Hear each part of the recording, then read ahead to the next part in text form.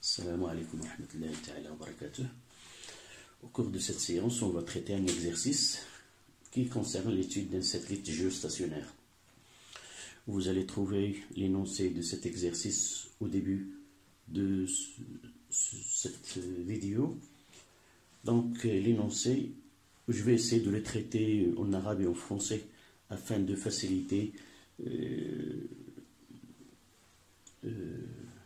pour les deux options arabe et français. On étudie dans le repère géostationnaire considéré comme galiléen le mouvement d'un satellite S assimilé à une masse ponctuelle M qui est égale à 250 kg, décrivant une orbite circulaire à l'altitude H dans le plan de l'équateur. Premièrement, montrer que le mouvement de satellite est uniforme. Deuxièmement, établir les expressions de la vitesse V et de la période T de satellite en fonction de son altitude H. Troisièmement, calculer l'altitude H à laquelle doit se trouver le satellite pour qu'elle soit géostationnaire. Qu'est-ce qu'un satellite géostationnaire? C'est une question à partir de laquelle on va essayer de comprendre cette position géostationnaire. À quoi la base de Kourou est-il intéressante pour la mise en poste de tels satellites? Il nous donne la masse de la Terre, le rayon de la Terre, la constante de gravitation universelle et la période de rotation sur elle-même, c'est-à-dire la période de révolution de la Terre. On la note dans l'exercice, c'est JS, mais on va la noter T indice S qui est égal à 8,62 10 à la puissance 4 secondes. Une petite remarque dans cette dernière question, c'est que la station ou la base Kourou, c'est une station où elle est située au niveau de l'équateur. C'est une base qui sert à le lancement des fusées à partir de cette position-là. La plupart des pays ont des bases situées près de l'équateur afin de lancer des fusées. On parlera lorsqu'on traitera cette question. التمرين الذي سوف نقوم بدراسته هو دراسة قمر اصطناعي ساكن بالنسبة للأرض. ندرس في هذه الحالة حركة قمر اصطناعي S والذي نعتبره نقطيا، وأن كتلته M كتساوي 250 كيلوغرام، والذي يدور في مدار دائري على ارتفاع H يوجد في مستوى خط الاستواء. المعلم الذي ندرس فيه هو معلم مركزي أرضي والذي نعتبره غاليليا. السؤال الأول: أثبت أن حركة القمر الاصطناعي حركة دائرية منتظمة. ثانيا: أوجد تعبير كل من السرعة V والدور المداري T للقمر الاصطناعي بدلالة الارتفاع H. ثالثا: احسب الارتفاع H الذي يكون عنده القمر الاصطناعي ساكنا بالنسبة للأرض. رابعا: دلالة قمر اصطناعي ساكن بالنسبة للأرض. فالسؤال المطروح هنا: بالنسبة للقاعدة كورو التي توجد على قريبة من خط الاستواء، ما هي أهمية إرسال أو استعمال هذه القاعدة لإرسال أقمار اصطناعية من هذا الموقع؟ المعطيات: كتلة الأرض هي 5.98 10 أس 24 كيلوغرام، شعاع الأرضية RT كتساوي 6.37 10 أس 6 متر، وثابتة التجاذب الكوني G 6.67 10 ناقص 11 متر كيلوغرام ناقص 1 سكوند ناقص 2. دور الأرض T ميدال S هي 8.62 10 أس 4 ثانية. Première question. Montrer que le mouvement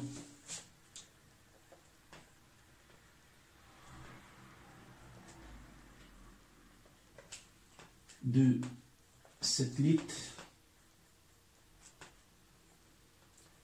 est un mouvement circulaire uniforme.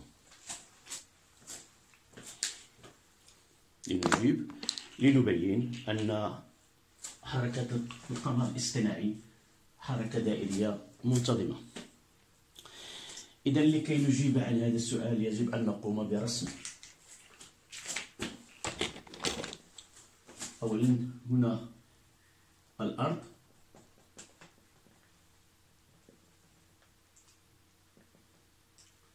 هنا S،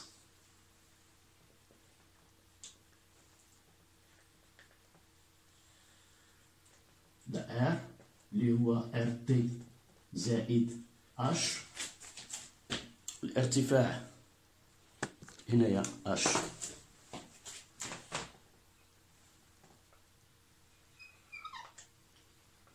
هذا H الارتفاع الذي يوجد عليه القمر الاصطناعي بالنسبة لسطح الأرض. Donc, on va essayer de... Ce que nous avons vu dans le cours, c'est l'utilisation d'un local. C'est la base de freiner. Là, c'est N. Là, c'est U. En supposant que le mouvement s'effectue dans ce sens-là.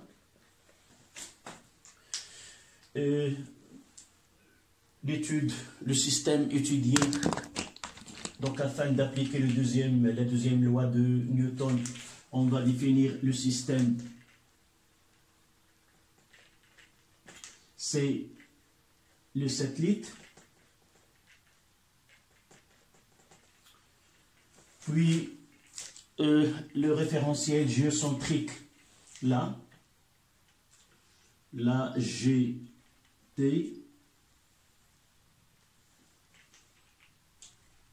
Mais nous, cette étude dans le système, on va la transmettre vers ce repère mobile lié à la satellite, lié au satellite. Donc, repère géocentrique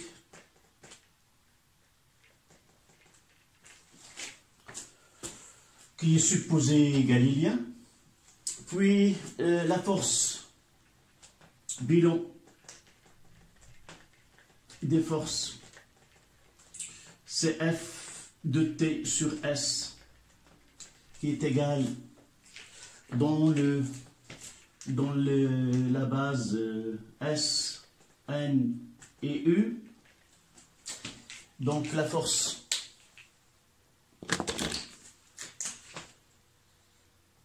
c'est F de T sur S. Donc il est collinéaire avec le vecteur unitaire UN et de même sens, donc ça sera G, grand M de T, petit m c'est la masse du satellite sur R carré porté par M. Mais R n'est pas donné et on parle de RT de H est égal à G MT fois petit m sur H plus RT, le tout au carré porté par M. Donc il n'y a pas de contradiction lorsqu'on parle d'un repère géocentrique dans lequel la loi doit être appliquée, et ce passage de freiner nous a permis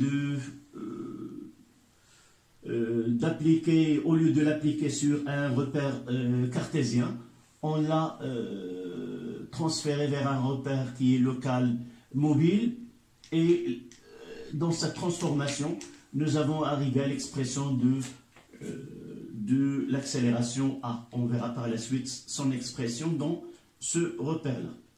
Donc, deuxième loi de Newton. Donc, sigma des forces extérieures est égal à MA dans ce cas-là. Et dans ce repère SNU, donc A est la AN, qui est égal à V carré sur R, dans ce cas-là, c'est RT plus H, et AT est égal à D de V sur DT. J'ai déjà parlé de cette ambiguïté. On parle d'un repère géostationnaire, mais regardez que cet axe-là qui relie, si vous voulez, qui passe par S et le centre de la Terre, n'est autre que cet axe-là dans le repère cartésien. Donc j'ai dit, l'expression de A dans ce repère-là a été transformée dans ce repère qui est local, et l'expression de A dans ce repère. Donc on est conforme avec la deuxième loi de Newton, qui est appliquée dans un repère qui n'est pas cartésien comme nous utilisons dans la partie antérieure de la mécanique. Donc de là, on va essayer de mettre l'application est égale, ce qui entraîne que M, j'applique MA, MV carré sur RT plus H est égal à G grand MT M sur RT plus H le tout carré là, et ici M D de V sur DT est égal à 0. Parce que là, je peux écrire que plus 0 fois U. Là, c'est N. Plus 0 fois U. Et de là, ce 0, c'est là. Donc, de là, on tire que V est égal à une constante. Donc, ce qui entraîne que V est égal à une constante, puisque sa dérivée elle est nulle, et puisque dans ce cas-là, on n'est pas obligé de montrer que le rayon de courbure il est constant, donc j'écris puisque l'orbite est circulaire, c'est par définition dans cet exercice. Puisque l'orbite est circulaire et V est constante, donc le mouvement est circulaire uniforme. C'est ça la première question. إذن بالنسبة للسؤال الأول لكي نبين أن حركة الكوكب حركة دائرية منتظمة، أول حاجة لا يمكن أن نطبق القانون الثاني لنيوتن دون أن يكون هناك شكل. في هذا الشكل نمثل المعلم الذي نريد الدراسة فيه، ونمثل كذلك القوى المطبقة على المجموعة المدروسة. إذن فالمجموعة المدروسة هي الكوكب. المعلم الذي نستعمله هو المعلم المركزي الأرضي، لكن في الدراسة طريقة ديال فريني قام بترحيل هذه العلاقة في المعلم الديكارتي إلى معلم آخر متحرك المرتبط بالنقطة المتحركة. فهذه الدراسة سهلة، مكنت أن هذا التحويل الذي لا يدخل في مقررنا، أن التسارع في هذه الحالة إذا نقلناه من المعلم الديكارتي إلى المعلم ديال أساس فريني، فأ غادي يكون عندها التعبير بهذه الصيغة هذه. غير أننا نأخذ الحالة التي هي حالة خاصة، حركة دائرية، ففي الحقيقة في معلم فريني نستعمل رو، هنا رو، بدل ما نقول شعاع المنحنى نقول شعاع الانحناء. وشعاع الانحناء هو قد يتغير من نقطة إلى أخرى، وبالتالي من ثم كنكتبوا أ ان هي في مربع على رو، و أ تي هي دي دو في على دي تي. إذا ثبتت هذه الحالة اللي إذا ثبتت أن في تساوي ثابتة، أن أت تساوي صفر، فيعني أن السرعة ثابتة. ومن هنا كنرجعوا باش كنبينوا بأن ذاك شعاع الانحناء ثابت وأن الحركة دائرية منتظمة. في هذه الحالة رجعوا القوة. فهذا القمر الاصطناعي في واحد الارتفاع اللي كنعتبره فقط أنه يخضع لتأثير التأثير البيني التجاذبي مع الأرض، وأن الأرض تمارس على هذا الكوكب قوة انجذابية تعبيرها اف ديال تاع على اس هي جي في ام دي في ام على ار مربع في ان. هذه الصيغه العامه، لكن يجب ان نكيف العلاقه اللي عندي في الدرس او العامه مع التمرين. في التمرين قالوا لنا كاينه اش وشعاع على الارض. ار تي هو هذا من هنا لهنا ومن هنا لهنا هي اش. بتطبيق القانون الثاني لنيوتن، مجموع متجهات القوى الخارجيه المطبقه تساوي جداء الكتله في متجه التسارع. هنا في غادي نستعملوا الاسهل، فهو نقل الدراسه الى هذا الاساس ديال فريني، وعطاونا التعبير ديال ا، وهنا ربطنا التسارع. القانون الثاني هذا، هذه هي هذه ام ا ان تساوي هذه المركبه على ان بالنسبه لام ا هي المركبه بالنسبه ل ان، بما ان اف يمكن يكتبها هي صفر زائد او، بمعنى ان هنا يساوي صفر. ومن هنا خرجت بان السرعه ثابته، وبالتالي فالحركه نعم. هنا في هذا التمرين المعطى الاول كان قالوا لنا بان نفترض ان الحركه دائريه، وبالتالي لا داعي للبرهان عليها، يكفي أن نبين أن السرعة ثابتة، ومن ثم بما أن السرعة ثابتة والمدار دائري فإن الحركة دائرية، حركة دائرية منتظمة. متفقين؟ إذا هنا بما أن المسار دائري، هذا من المعطيات ديال التمرين، والسرعة ثابتة، فإن حركة S دائرية منتظمة. هذا كان السؤال الأول، هو فقط إثبات. السؤال الأول قال لك montrer que le mouvement de cette est uniforme. La deuxième question الآن مطلوب منا، la deuxième question c'est établir l'expression de la vitesse v et de la période t de cette île en fonction de son altitude h. إذا سنستغل هذه العلاقات لكي نجيب عن هذا السؤال. إذا ثانيا deuxième question, établir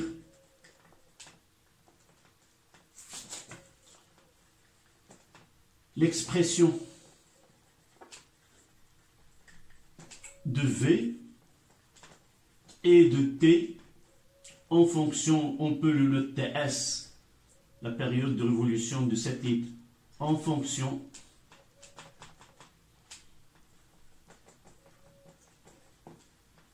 de H.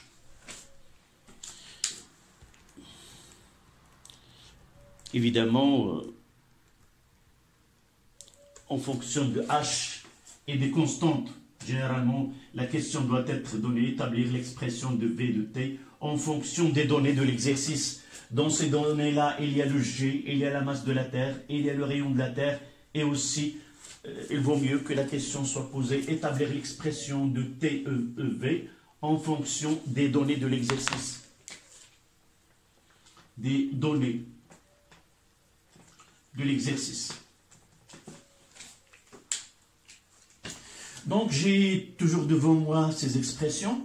De là, je peux simplifier par M et par un RT plus H de deux côtés. Donc, il me reste V carré dans cette partie-là.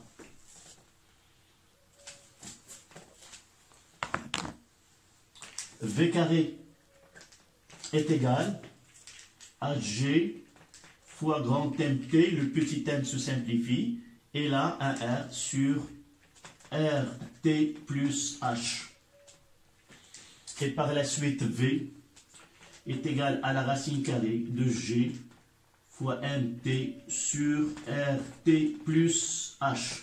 Voilà l'expression de V. Il me reste d'établir l'expression de la période.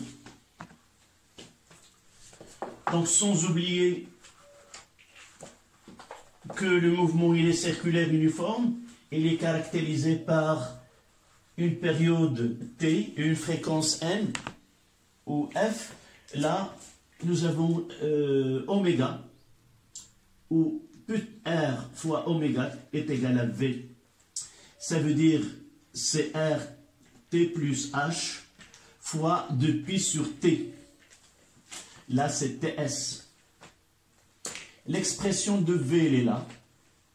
Donc, la racine carrée, n'oublions pas dans le mouvement circulaire uniforme, la vitesse linéaire est égale à R, c'est le rayon de la trajectoire fois la vitesse angulaire. Donc, V, c'est G fois grand MT sur RT plus H, qui est égal à RT plus H fois 2pi sur TS. Donc, je veux ce TS, d'accord? Donc, ça donne TS, c'est égal. Là, je vais mettre ces 2pi fois RT plus H. Je vais permuter ces deux. Le tout sur la racine carrée de G fois grand MT sur RT plus H. Donc, ça va donner, je peux écrire une écriture plus simple. C'est fois l'inverse de ceci, ça donne 2pi. La racine carrée. Là, c'est au numérateur. Et là, ça donne R carré.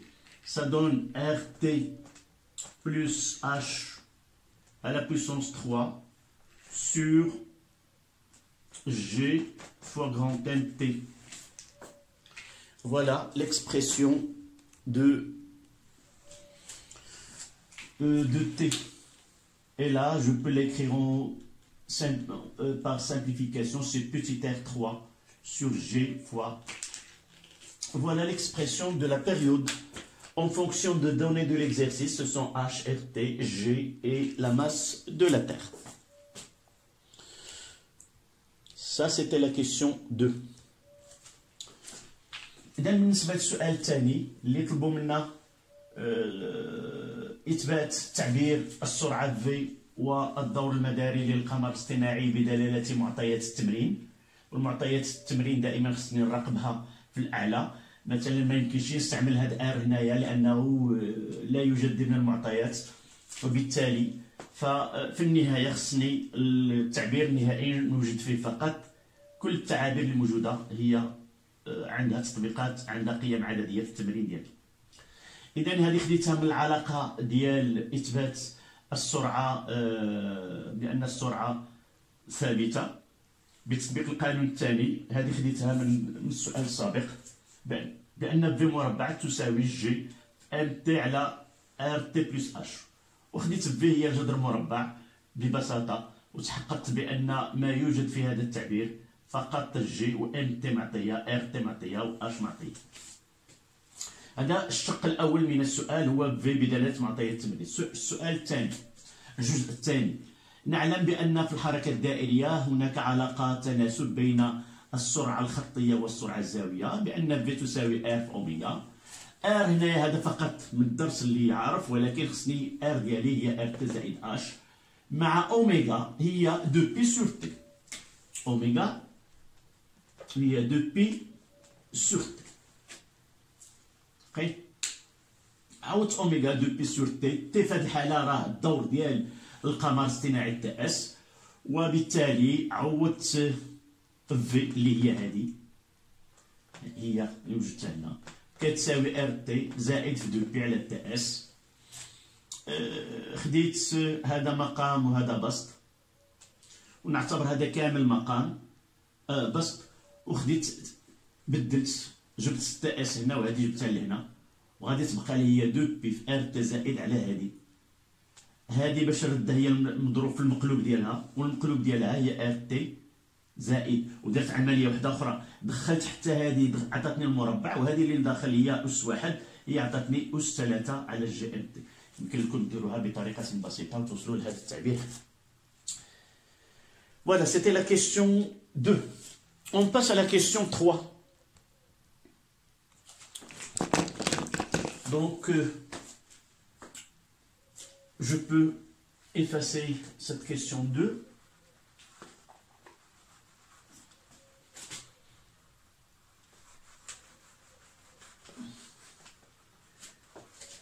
La question 3.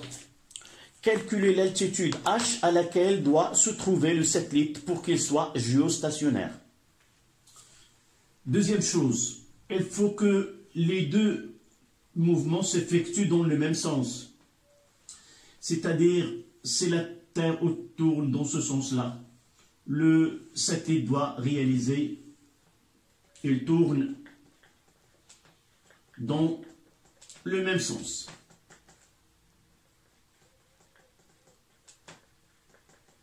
Et troisièmement, il faut que sa vitesse linéaire soit perpendiculaire à chaque instant à la droite qui relie le centre d'inertie de la Terre et le centre d'inertie de satellite. Et il se trouve ceci, ça veut dire qu'il doit être situé dans un plan qui se trouve à l'équateur. Donc ça veut dire que là, voilà V de satellite, elle doit être perpendiculaire. Et par la suite, il doit se trouver au niveau, ça c'est le plan de l'équateur. S'il se trouve en région où lambda est égal à 35 par exemple, dans ce cas-là, la vitesse elle est comme ça, mais elle n'est pas perpendiculaire à ce plan de l'équateur. Donc, même sens, troisième tiré, de même sens, tourne de le même sens, troisième, que le satellite appartient à un plan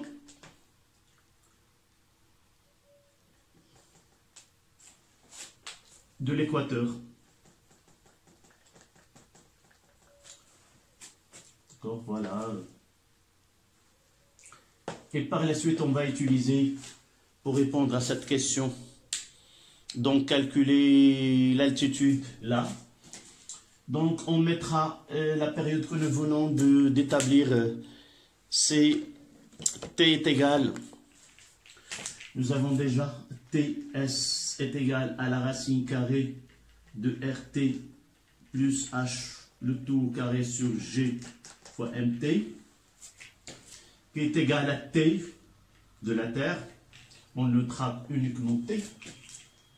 Donc je mettrai le carré, donc RT plus H, là c'est la puissance 3, sur G fois MT est égal à T carré. Il y a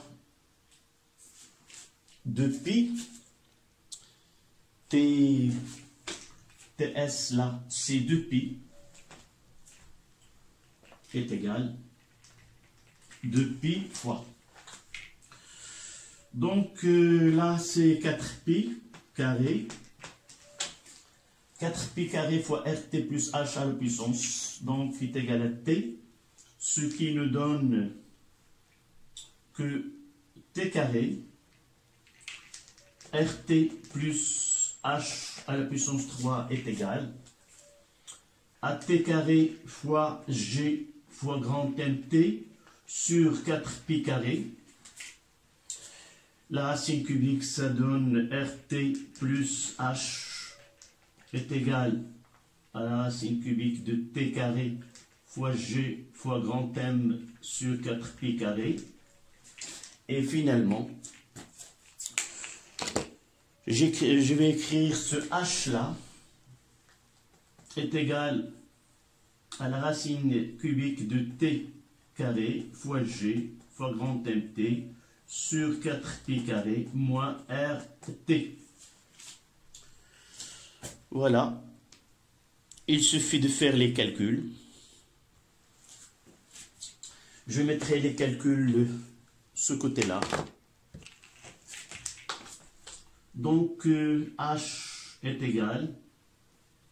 La racine cubique de t, il a été donné, c'est 6,62, là. 6,62 10 à la puissance 4 fois au carré. Généralement, on fait des erreurs là en oubliant le carré et on ne trouve pas la même valeur. Au carré, fois g, qui est 6,67 10 à la puissance moins 11, fois la masse de la Terre, c'est 5,98 10 à la puissance 24, le tout sur 4 fois pi sur 40, on prendra 4 pi carré, c'est 40, moins RT, qui est égal, moins RT, je vais le mettre au-dessous, moins 6, selon les données, 6,37 10 à la puissance 6 mètres. Et vous essayez de vérifier que ce H est sensiblement égal à 3,58 10 à la puissance 7 mètres. Ça veut dire H est sensiblement égal à 35 800 kilomètres. Généralement, elle est connue sous une valeur qui est égale à 36 000 kilomètres. C'est la valeur que tout le monde connaît. Mais les calculs selon ces données-là, d'un exercice à un autre, on peut avoir le rayon qui change. Là, c'est 6370 km. On peut trouver 6400, 6000 et par la suite. Généralement, on ne trouvera pas toujours la même valeur, mais elle est sensiblement égale à 36 000 km. إذا بالنسبة للسؤال الثالث هو أننا لكي يكون هناك القمر الاصطناعي ساكن بالنسبة للأرض يجب أن تتحقق 3 شروط. أولا يجب أن يكون الدور ديال الكوكب ديال القمر الاصطناعي يساوي الدور ديال الكوكب اللي كيدور حوله، يعني التأس تساوي التي اللي هي معطية في التمرين ديالنا هي 6.62 أس 4 ثانية.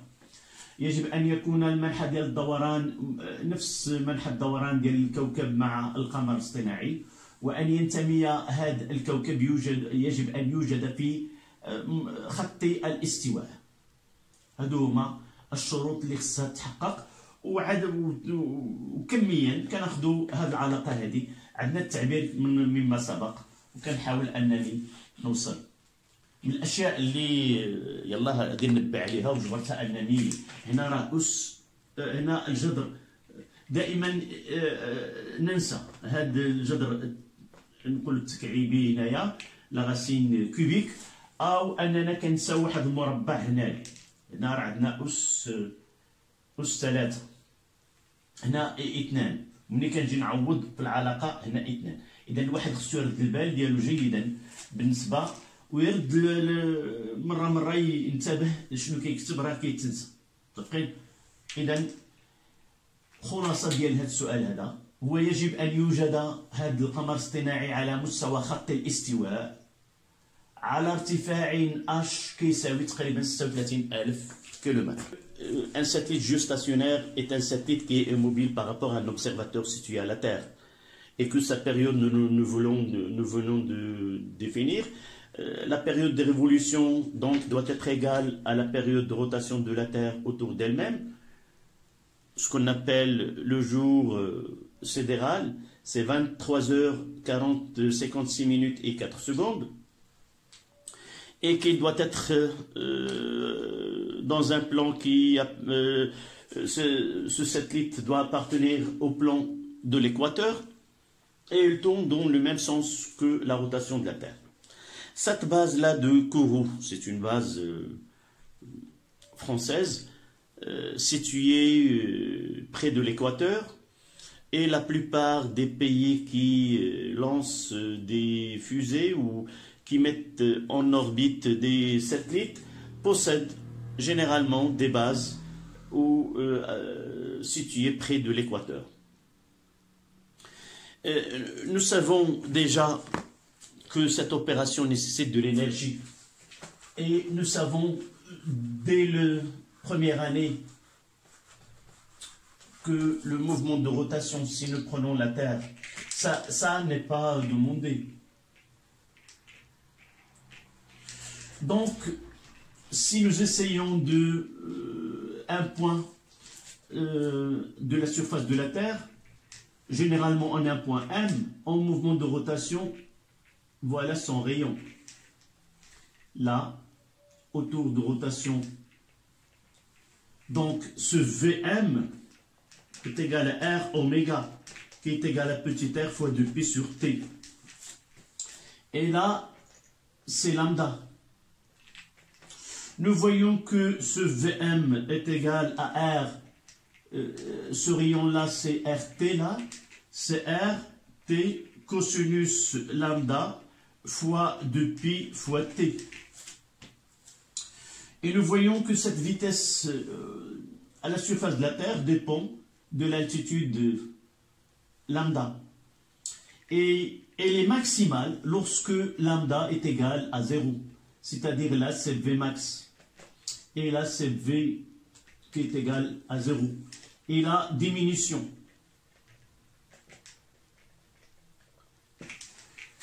De même de ce côté-là. Donc ceci, qu'est-ce qu'il va nous servir? Pour mettre en orbite, nous devons utiliser, il y a de l'énergie. Et à partir d'un point de l'équateur, là, déjà, on va profiter de cette vitesse maximale de la Terre pour mettre en orbite un satellite. Donc, on utilise moins de l'énergie lorsque le satellite sera mis en orbite à partir de l'équateur qu'à partir d'un point autre que l'équateur. Donc, cette base est située à l'équateur et c'est cet endroit que la vitesse de la rotation de la Terre est la plus grande. Ainsi, on récupère le maximum d'énergie cinétique lors de lancement de satellites. Du fait de la mobilité apparente des satellites géostationnaires, l'autre bénéfice de cette position géostationnaire, c'est que on économise de l'énergie. Et autre chose, une fois un satellite il est là, elle est capable de faire relier l'hémisphère nord avec l'hémisphère sud. On peut capter des émissions, on peut capter quoi d'autre et les mettre dans le demi-hémisphère. Si nous avons là cette ligne, il ne peut que relier cette partie-là. Donc un satellite au niveau de l'équateur, elle est capable de relier les deux parties du globe, l'hémisphère nord avec l'hémisphère sud ou selon notre orientation. Donc, il est facile de les viser pour les envoyer des ondes et transmettre ou recueillir des ondes qui réfléchissent. Elles servent un relais entre un point de l'hémisphère nord et un point de l'hémisphère sud. Elles sont utilisées pour la transmission des ondes radio ou télévision. Donc, communication entre les deux parties du globe, cette position-là هي جيوستاسيونير. إذا السؤال الأخير كان لماذا نرسل هذه الأقمار الاصطناعية وتوجد على مستوى ساكنة بالنسبة لمستوى خط الاستواء.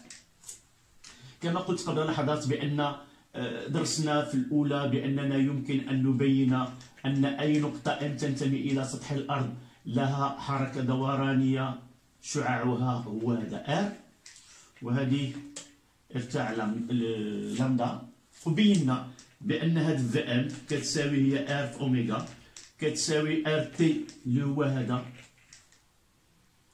RT في الكوسينوس ديال لامدا فوا جوج بي على تي. ومن هنا كنشوفوا بأن تتغير هاد في بتغير الموضع ديالها بالنسبة لخط الاستواء. إلا خدينا خط الاستواء فكتكون لامدا كتساوي صفر، وهاد في ام كتكون ماكسيمال كتكون قصوية اللي هي ار تي فوا دو بي على تي.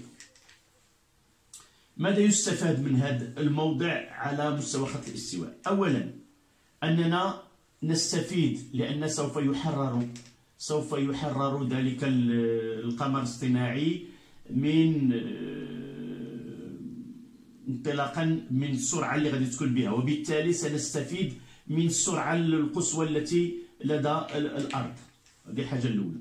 ثانيا أن موضع هذا القمر الاصطناعي هنايا بإمكانه أن يستقبل موجات من النصف الشمالي للكوكب وصلة وصل بين الجزئين. لو خدينا قمر اصطناعي مثلا هنايا فلا يمكن له إلا أن يقوم